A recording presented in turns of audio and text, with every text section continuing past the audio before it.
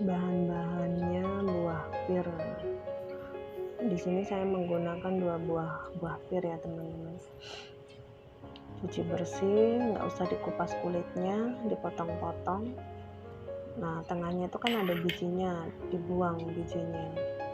Dipotong-potong sesuai selera saja.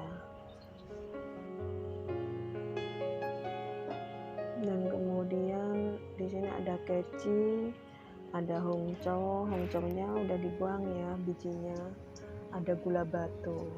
Semua bahan dijadikan satu seperti ini. Takaran air sesuai keinginan kalian ya.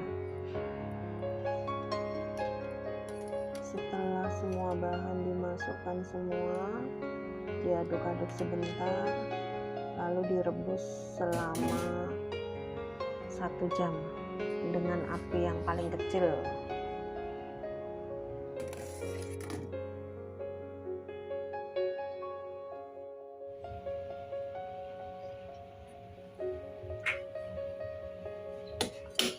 Setelah perebusan selama 1 jam, kira-kira hasilnya seperti ini ya teman-teman.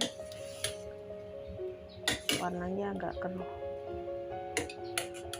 seperti air madu ya. Nah, kalau sudah seperti ini, siap dimatikan kompornya.